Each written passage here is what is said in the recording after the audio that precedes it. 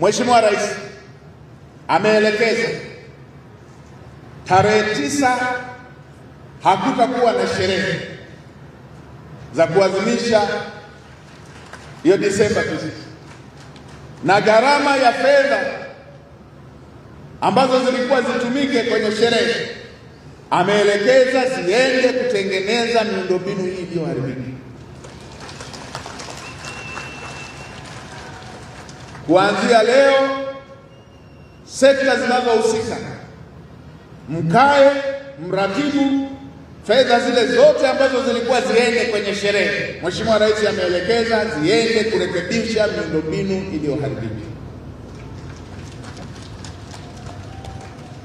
Ofisi ya Waziri Mkuu, uratibu sera na bunge pamoja na sekta zinazohusika liratibuni hilo, ili maelekezo ya Mheshimiwa Rais fedha hizo ziende haraka zikarejeshe miundombinu, zirejeshe zahanati zinazotakiwa kuponya maisha ya Watanzania. Tumepita kukagua maeneo yaliyoathirika, na mimi niungane na Mheshimiwa Rais pamoja na waheshimiwa mawaziri waliotangulia kusema na wasemaji waliotangulia kutoa pole kwa wale wote walioathirika na tukio hili. Poleni sana. Tumeweza mkaliona jambo rais tulimetokea Tanzania, na wengine wanaweza wakalizungushia kwenye kamviringo kadogo ka uchaguzi, na wengine wanaweza wakalizungushia kwenye kamviringo kadogo ka vyama vya siasa. Mimi niwaambieni, mimi nimekuwa mtukutu wa kufuatilia mambo ya Pan-Africanism tangu harakati zile nimezifuatilia za mataifa, kuanzia yale yanapata uhuru na yalipopata uhuru na jinsi yalivyoenda. Fuatilieni. Waombe wa Tanzania tuwe makini, tuilinde nchi yetu. Vijana wa Tanzania, tuilinde nchi yetu. Mungu ametupa nchi nzuri Tanzania. Mungu ametupa nchi nzuri Tanzania. Na niwaambie wana Dar es Salaam, Tanzania si mali ya serikali, wala Tanzania si mali ya vyama vya siasa. Vyama vya siasa vipo kwa sababu kuna nchi inaitwa Tanzania. Si mali ya vyama vya siasa wala si mali ya serikali, ni mali yenu wa Tanzania. Tanzania ni mali yenu wa Tanzania. Nimefuatilia tukio na nimefuatilia hapa nilipopita. Ni ngumu kuamini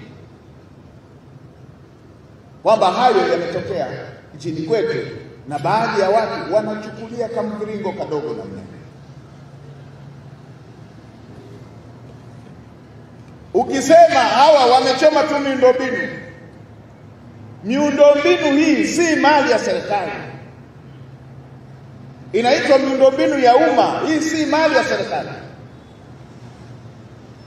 na hata palipoharibika mtajinyima tena tuparekebishe. Muulizeni hata mkulima, ni mkulima yupi anaweza akalima shamba lake na akaenda akaliwasha moto mwenyewe? Si hali ya kawaida hii. Hii si hali ya kawaida.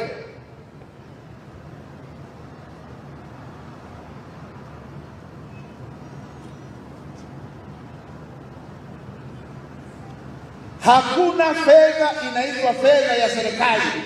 Fedha ni yenu wa Tanzania, ndio inayofanya maendeleo haya.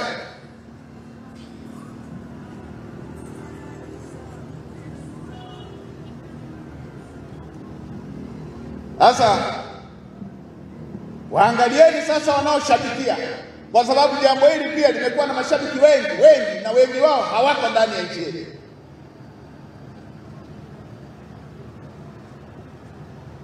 Hili jambo hamjaona hata viongozi wakiwa pale kiongozi wa chama cha siasa yule pale yuko na kamati kuu yake, wako halijawa hata hivi. Wanaoshabikia wengi hawako hata hapa Tanzania.